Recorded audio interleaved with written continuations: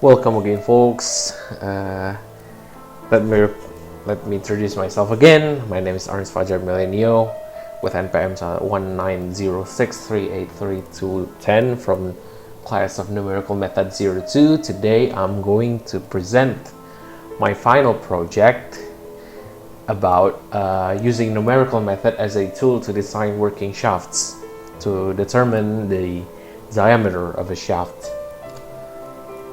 Okay, today I'm going to talk about my final project, which consists of abstracts, introduction, objectives, mathematical models, results, and references.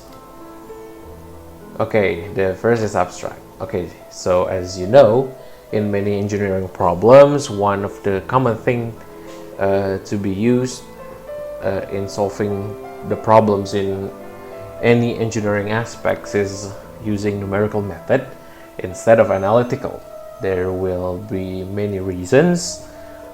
Maybe one, it's very hard to solve analytically, or maybe it cannot be solved analytically.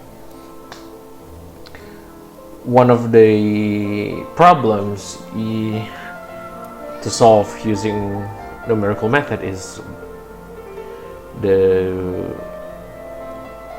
the problem of the optimization in this design.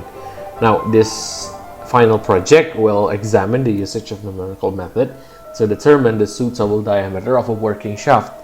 Not too short or the shaft will break, and not too big or the design would just take unnecessary materials. Now, as we know, a shaft is a rotating machine element which is used to transmit power from one place to another. The power is delivered to the shaft by some tangential force, and resultant torque or twisting moment set up within the shaft permits the power to be transferred to various machines linked up to the shaft. In order to transfer power from one shaft to another, the various members such as pulleys, gears are mounted on it. These members, along the forces exerted upon them, cause the shaft to bend. Or in other words, we may say that a shaft is used for transmission of torque and bending moment. Now, to ensure a shaft can transmit power and doesn't fail or doesn't break under the immense load, or to know that a design of shaft doesn't exceed the expected need,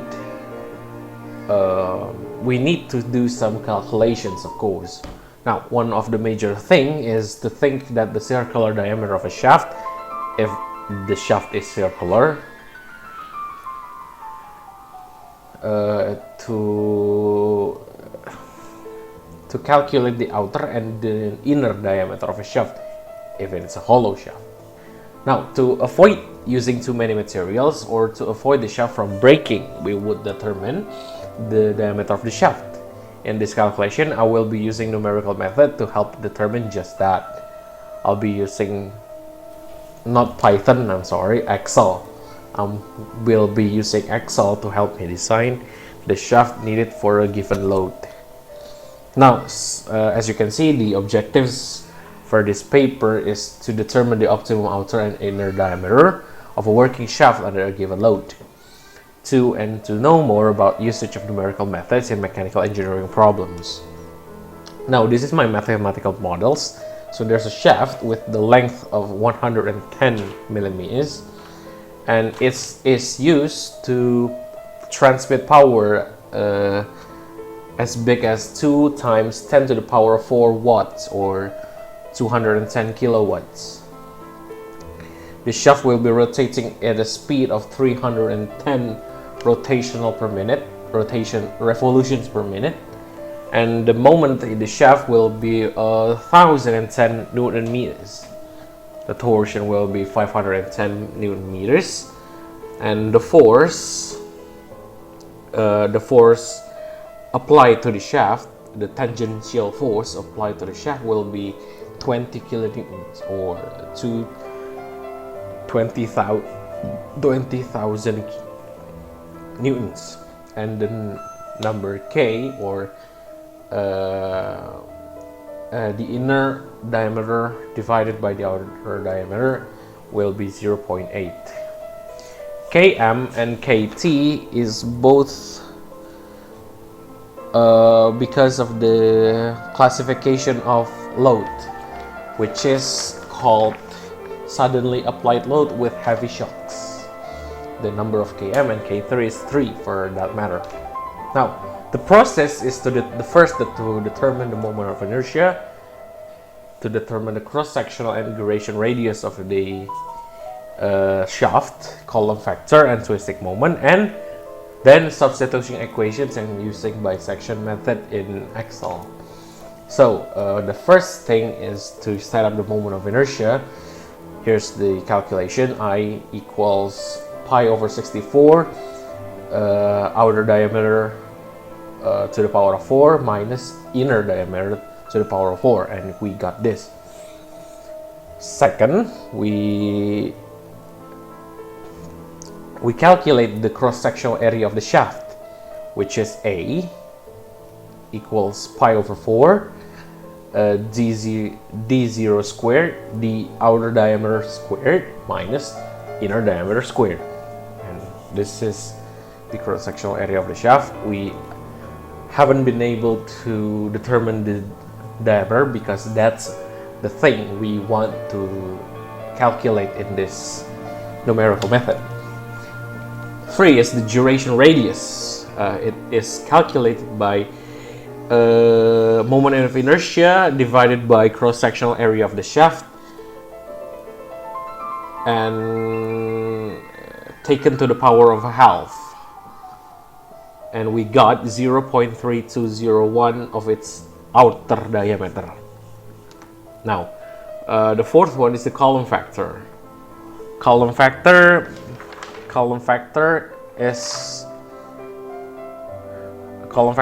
a factor for axial compression load.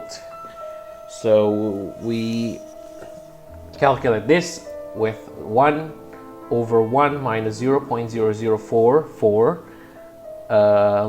times the length of the shaft divided by the duration radius of the shaft, and we got this alpha outer diameter per outer diameter minus 1.512. Now the twisting moment in the shaft we got from this square root of Km times moment plus column factor times tangential force times outer diameter times 1 plus K squared over 8 squared plus Kt times T squared, and we got this for the twisting the equation for the first twisting moment. The equation for the second twisting moment is this: Te pi over 16 times tau times outer diameter to the third power times 1 minus K to the fourth power, and we got Te equals 5.7933 outer diameter cubed. And you can actually, for the A here, you can ignore this. It's a bit of a mistake here. You can ignore this. Now for the results, we substitute two equations from before, the first twisting moment and the second twisting moment. We got this 5.7933. This equals that term, and we can square both sides, and we got a polynomial of 6 order with 6 power polynomials. Now we cannot act we can, but it's a bit of a work. But we're going to solve it numerically rather than analytically. Here I'm using Excel. There's the number of iterations. It actually took 23 iterations to get the most optimum outer diameter, which is 86.27 millimeters, with error with an error of 10 to the power of minus 7. As you can see, it's the thing that I put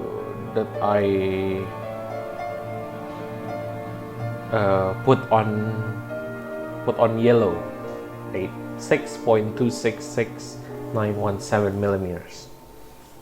Now next, for finding the inner diameter, because previously it's the outer diameter, the inner diameter is K equals inner diameter over outer diameter, that is 0.8, and we got the inner diameter is 69.016 millimeters.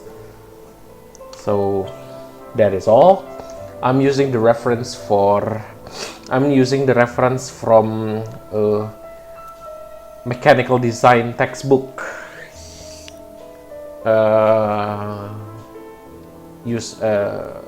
written by Kurmi and Gupta, 2008 book, a textbook of the machine design.